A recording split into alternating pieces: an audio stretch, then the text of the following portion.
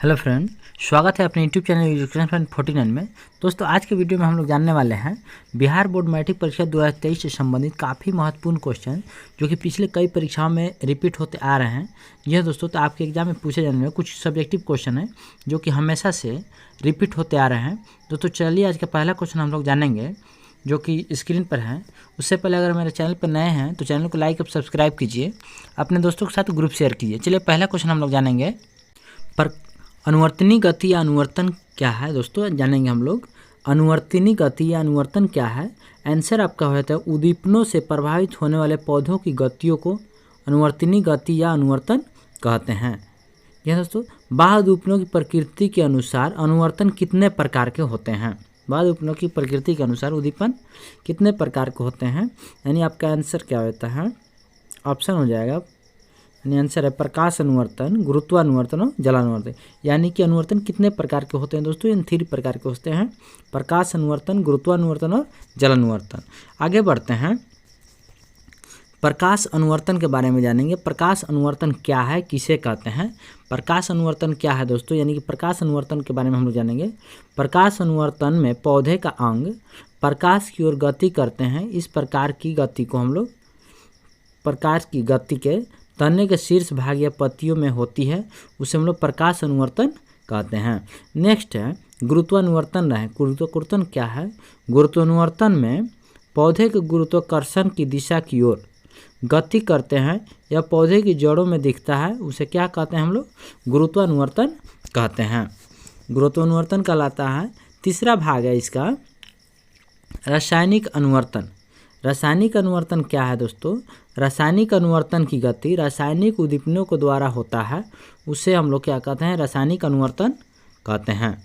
जी हाँ दोस्तों, अगला है जलानुवर्तन। जलानुवर्तन क्या होता है, जलानुवर्तन पौधे के अंग का जल की ओर होने वाली गति को जलानुवर्तन कहते हैं। कुछ जानेंगे पादप हार्मोन या फाइटो हार्मोन के बारे में।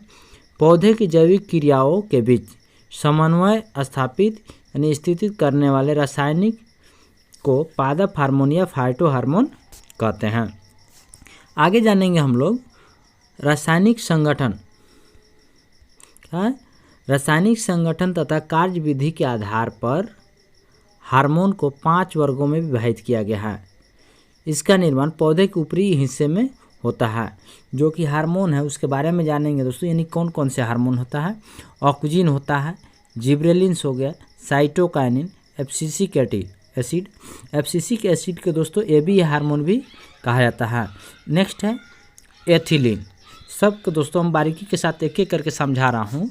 आगे हम लोग जानेंगे ऑक्सीजन के बारे में कि ऑक्सीजन क्या है। ऑक्सीजन क्या है, ऑक्सीजन या पौधे को वृद्धि को नियंत्रित करने वाला हार्मोन है तथा यह बीजरहित फलों के उत्पादन में क्या होता है, मदद करता है। दूसरा नंबर जानेंगे जिब्रेलिन्स के बारे में। यह बौने पौधे को लंबा करने वाला हार्मोन है। इसका उपयोग फलों एवं फूलों के बनने में मदद करता है। बीजरहित फल के उत्पादन में ऑक्सीजन की तरह ये क्या होते हैं, सहायक होते हैं। आगे बढ़ते हैं, साइटोकाइनिन के बारे में जानेंगे कि साइटोकाइनिन क्या है। ये रासायनिक कार्बनिक पदार्थ है जो बीजों के भ्रूण पोष एवं पौधों की जड़ों में संश्लेषित होते हैं। यह मुख्य रूप से कोशिका विभाजन की दर को तेज करता है। आगे एब्सिसिक एसिड या एबी हार्मोन भी इसको कहते हैं। एब्सिसिक एसिड को एबी हार्मोन भी कहा जाता है। इसका संशोधन पत्तियों, तनों, फूलों एवं बीजों में होता है।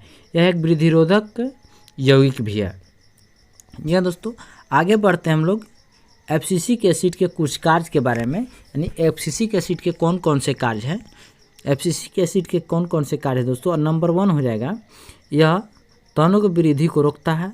नंबर 2 हो जाता है यह बीजों और कलियों में अंकुरन को रोक कर उन्हें सशक्त बनाए रखते हैं। नंबर 3 हो जाएगा यह सूखे की स्थिति में यह वाष्पोत्सर्जन की दर को क्या कर देता है, कम कर देता है। जी हाँ दोस्तों, आगे हैं याद रखने वाला कुछ महत्वपूर्ण टॉपिक है जो कि काफ़ी एग्जाम से महत्वपूर्ण है, रिलेटेड क्वेश्चन है। फलों के परिपक्व हो जाने पर वृक्षों के नीचे गिरने पर नियंत्रण पाने के लिए हम लोग किसका छिड़काव करते हैं दोस्तों, यानी एबी हार्मोन यानी एब्सिसिक एसिड का छिड़काव करते हैं। आगे जानेंगे हम लोग एथिलीन के बारे में कि एथिलीन क्या है, किस प्रकार के हार्मोन है। एथिलीन क्या है? यह एकमात्र ऐसा हार्मोन है जो गैसीय रूप में पाया जाता है। यह फलों को पकाने में सहायता करता है।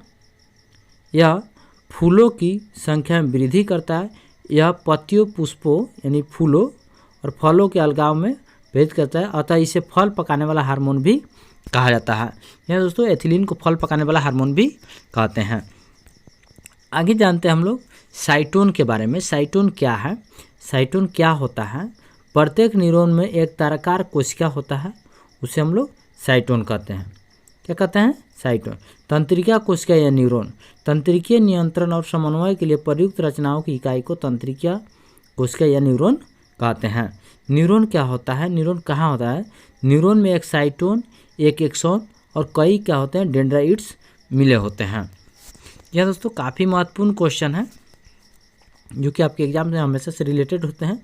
नोट है, साइटोन में कोशिका द्रव तथा एक बड़ा न्यूक्लियस भी होता है। एक्सॉन में कोशिका द्रव भरा होता है। तंत्रिका ऊतक से तंत्रिका तंत्र का निर्माण भी होता है। हार्मोन के बारे में जानेंगे। शारीरिक क्रियाओं को नियंत्रण और समन्वय में प्रयुक्त रसायन को क्या कहते हैं? हार्मोन कहते हैं। यह दोस्तों तो आपके एग्जाम में काफ़ी महत्वपूर्ण क्वेश्चन है। ये सब टॉपिक है, एक एक टॉपिक है, ध्यान देने योग्य है।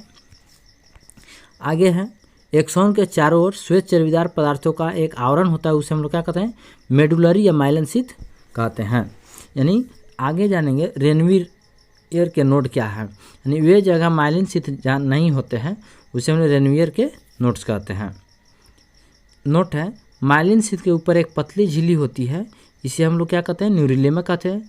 न्यूरिलेमा जिस कोशिका की बनी होती है उसे हम लोग क्या कहते हैं? श्वान कोशिका कहते हैं। जी हाँ दोस्तों, काफ़ी महत्वपूर्ण है। मनुष्य का मस्तिष्क के बारे में जानेंगे। मनुष्य का मस्तिष्क क्या है? मस्तिष्क एक अत्यंत महत्वपूर्ण कोमल अंग है। मनुष्य का सबसे महत्वपूर्ण भूमिका मस्तिष्क का ही होता है। मस्तिष्क खोपड़ी की मस्तिष्क गुहा या क्रेनियम के अंदर सुरक्षित रहा है। नोट है, मेनिंजेस और मस्तिष्क के बीच सेरिब्रोस्पाइनल द्रव भरा होता है। मस्तिष्क और मेनिंजेस के बीच क्या भरा होता है? सेरिब्रोस्पाइनल द्रव भरा होता है। ये दोस्तों कुछ महत्वपूर्ण टॉपिक है जो कि काफ़ी महत्वपूर्ण है। मनुष्य के मस्तिष्क का औसतन आयतन लगभग 1650 ml तथा औसतन भार कितना होता है? 1.5 kg लगभग होता है। आगे बढ़ते हैं, काफ़ी महत्वपूर्ण टॉपिक है, आपके एग्जाम में पूछे जाने वाले हैं। मनुष्य के मस्तिष्क को कितने भागों में बांटा गया है? मनुष्य के मस्तिष्क को कितने भागों में बांटा गया? यानी 3 भागों में बांटा गया। अग्र मस्तिष्क है, पश्च मस्तिष्क और मध्य मस्तिष्क है। अग्र मस्तिष्क के बारे में, अग्र मस्तिष्क को कितने भागों में बांटा गया? 2 है, 2 भागों में बांटा गया, प्रमस्तिष्क और डेंसिफ्लोन। प्रमस्तिष्क को सेरिब्रम भी कहा जाता है।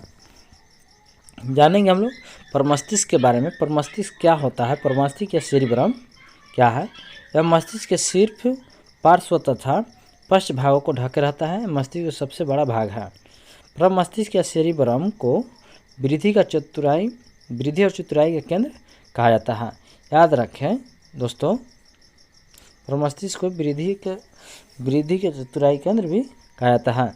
जिस व्यक्ति में सेरिब्रम औसतन छोटा होता है तथा गायरस और साइकिल कम विकसित होता है, वह क्या होता है दोस्तों? यानी मंद बुद्धि का होता है। यानी जिस मनुष्य में सेरिब्रम छोटा होता है उस क्या होता है? मंद बुद्धि का होता है।